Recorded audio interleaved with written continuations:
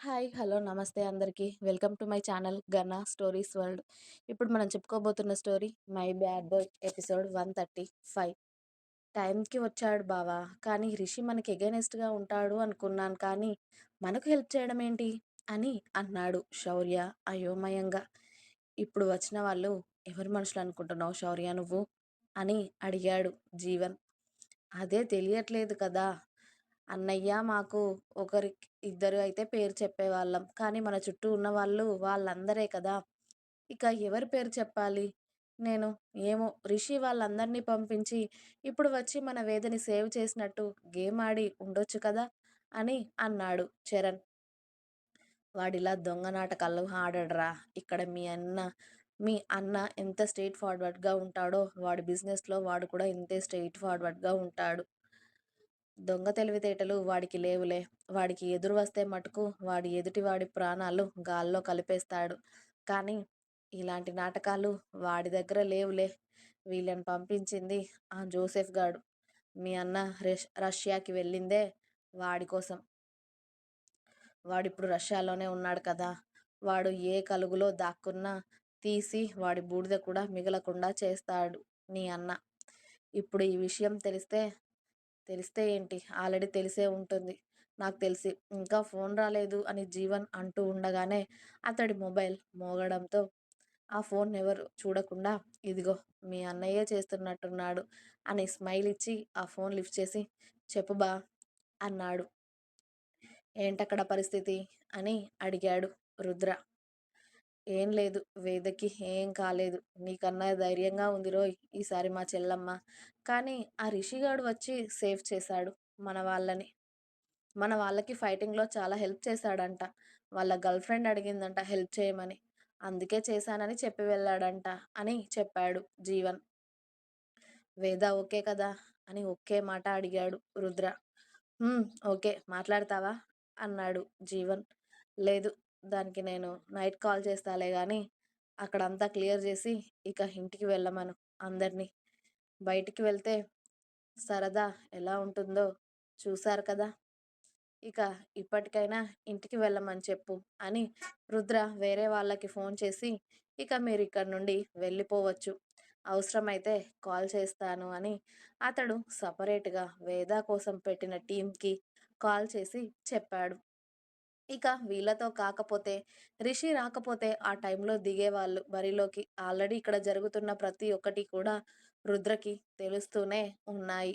కానీ లాస్ట్ టైంలో రిషి రావడంతో వాడేం చేస్తాడా ఆగమని అంటేనే రుద్ర టీం వాళ్ళు ఆగారు.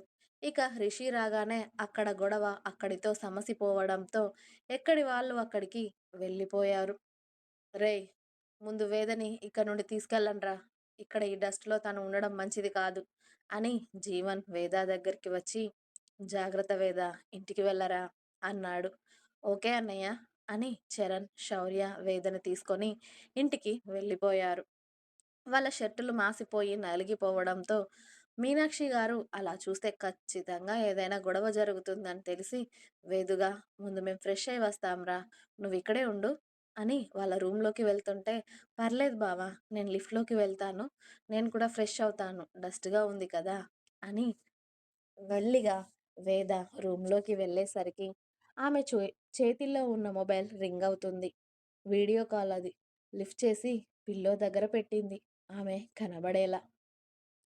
అతడికి చెప్పకుండా బయటికి వెళ్ళింది కానీ, అతడికి ఏదీ తెలియకుండా ఉండదు కదా! రుద్ర అతడి రూమ్‌లో కూర్చొని వేదనే సీరియస్‌గా చూస్తూ ఉంటే, వేద కూడా అతడినే చూస్తూ ఆమె ఒంటి మీద ఉన్న దుప్పట్టా తీసి పక్కన పడేసి, ఆమె కుర్తా అలాగే పాయింట్ వేర్ చేసి, మెల్లిగా అతడు చూస్తూ ఉండగానే టవల్ కట్టుకొని అక్కడి నుండి వాష్‌రూమ్‌లోకి వెళ్ళింది. వేద కెమెరాలో నుండి మాయమవ్వగానే రుద్ర నుదుటి నుండి కారుతున్న చెమట చుక్కలని తుడుచుకొని గట్టిగా ఉఫ్ అని గాలి వదిలిపెట్టి పిట్ట మొహంది అనుకున్నాడు వేదని ఆ అవతారంలో చూసి. వేద కూడా ఇక్కడ వాష్రూమ్‌లో వాళ్ళ బావ ఆమెను చూసే చూపులు గుర్తొచ్చి, ఆమె ఒళ్ళంతా అలజడికి గురి కావడంతో, ఆ గొడవలు, ఆ భయం అన్నీ మరిచిపోయి, హాట్ వాటర్‌తో స్నానం చేసి వచ్చేసరికి కూడా ఇంకా రుద్ర లైన్‌లోనే ఉన్నాడు. అతడు ముందే మళ్ళీ టవల్ తీసి మ్యాక్సీ వేసుకొని మిర్రర్ ముందుకు వెళ్ళి ఆమె జుట్టు ఆరబెట్టుకొని బొట్టు కుంకుమ పెట్టుకొని వచ్చి బెడ్పై కూర్చొని ఆమె మొహం కనిపించేలా ఫోన్ పట్టుకొని కూర్చుంది. వీడిక్కడ ఉన్నాడు, ఏం చేస్తారులే అనుకుంటున్నావు కదా అన్నాడు రుద్ర వేదనే టాప్ టు బాటమ్ స్కాన్ చేస్తూ. పిచ్చ రొమాంటిక్ లుక్కులు ఇస్తూ ఉంటాడు వేదకి. అయినా కూడా మన అమ్మాయి గారు అసలు ఒక్క మాట కూడా మాట్లాడకుండా రివెంజ్ బావ బాగానే బావగారి మీద తీర్చుకోవాలి అని చెప్పేసి కనీసం నవ్వకుండా అతడినే చూస్తూ ఉంటుంది. మనోడు ఏం నార్మల్గా లేడుగా. రుద్ర డ్రెస్సింగ్ స్టైల్, మనోడి కటౌట్ని చూసి మన మేడం గారికి కూడా ఇక్కడ గుండెల్లో గిలిగింతలు మొదలయ్యాయి.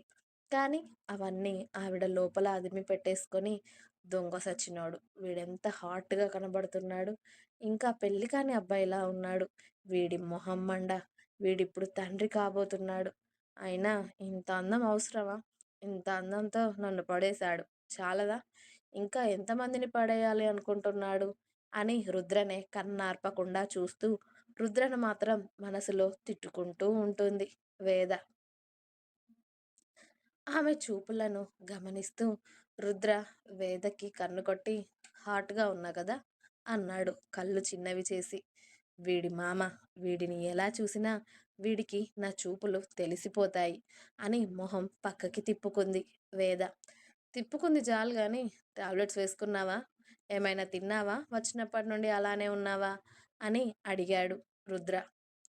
అప్పుడే వేదుగా అని చరణ్ శౌర్య ఓ ప్లేట్లో ఫ్రూట్స్, పెద్ద గ్లాస్ నిండా జ్యూస్ తీసుకొస్తూ ఉన్నారు. ఎవరితో మాట్లాడుతున్నావురా అని చరణ్ కూడా వచ్చి వేద పక్కన కూర్చోగానే ఫోన్లో రుద్ర కనిపించడంతో హాయ్ అన్నయ్య అన్నాడు చరణ్. క్లియర్నా అక్కడ అంతా అని అడిగాడు రుద్ర చరణ్ని. హా అన్నయ్య, ఆల్మోస్ట్ క్లియర్ అయిపోయింది. జీవన్ బావ అక్కడే ఉన్నాడు. అంతా క్లియర్ అయిందని ఇప్పుడే ఫోన్ చేశాడు. కానీ వాళ్ళనే ఎక్కడికి తీసుకెళ్లారు అని చరణ్ అడుగుతూ ఉంటే, అదంతా మీకు అనవసరం, నేను చూసుకుంటాను గాని మీరు జాగ్రత్త. దానికేమైనా తినిపించండి. నాకు ఇంపార్టెంట్ వర్క్ ఉంది. ఒకవేళ ఈవినింగ్ కానీ రేపు మార్నింగ్ కానీ కాల్ లిఫ్ట్ చేయకపోతే కంగారు పడకండి. అర్జెంట్ మీటింగ్లో ఉంటాను. నేనే ఫ్రీ అయ్యాక కాల్ చేస్తాను, ఓకేనా. నీకే చెప్పేది, ఒకవేళ నా దగ్గర నుండి కాల్ రాకపోతే కంగారు పడకు. మీటింగ్ ఉంది, అలాగే వర్క్ కూడా ఉంది. అవన్నీ కంప్లీట్ అయ్యాక రేపు ఈవినింగ్ వరకైనా నేనే కాల్ చేస్తాను, సరేనా. జాగ్రత్త, తిని రెస్ట్ తీసుకో, బాయ్ అని రుద్ర కాల్ కట్ చేస్తాడు. రుద్ర కాల్ కట్ చేయగానే రుద్ర మీద ఉన్న కోపం అంతా తీసి చరణ్ భుజం మీద ఒక్కటి చరిచి, మీ అన్నయ్యని అంత అందంగా ఎవరు రెడీ అవ్వమన్నారు బావా అని అంది వేద బుంగమూతి పెట్టుకొని. అబ్బని ఎంకమ్మ, మా అన్నయ్య రెడీ అవ్వడం అవసరం లేదు వేదుగా, ఆల్రెడీ మా అన్నయ్య అందగాడు అని అందరికీ తెలుసు. ఇప్పుడు మా అన్నయ్యని చూసి నీకు జలసి ఎందుకు వచ్చిందో అన్నాడు చరణ్ నవ్వాపుకుంటూ భుజం మీద చేయితో రుద్దుకుంటూ. మీ అన్నయ్య కటౌట్ చూసి అక్కడ ఎవరైనా పడిపోతుంది అని నా భయం. నాది పిల్లల భయాలు మీకేం తెలుస్తాయి అని అంది వేద. మా అన్నయ్య వెంట 100 మంది పడినా ఆయన ఎవరికీ కరిగే రకం కాదులే వేదుగా. రుద్ర అంటే వేదకి మాత్రమే సొంతం, సరేనా. మా అన్నయ్య మీద అలాంటి అనుమానాలు పెట్టుకోకు తింగరి అని ముందుగా ఫ్రూట్ పీసెస్ వేదకి తినిపించి ఆ తర్వాత జ్యూస్ గ్లాస్ ఆమె చేతిలో పెట్టాడు శౌర్య. ఇంకా ఉంది. మీకు నా స్టోరీస్ నచ్చినట్టయితే ప్లీజ్ లైక్ చేయండి, షేర్ చేయండి, అలాగే ఛానల్ని తప్పకుండా సబ్స్క్రైబ్ చేసుకోండి. Please subscribe my channel Gana stories world. కొత్త వాళ్ళు ఛానల్ని తప్పకుండా సబ్స్క్రైబ్ చేసుకోండి. Thanks for watching my video. Bye bye.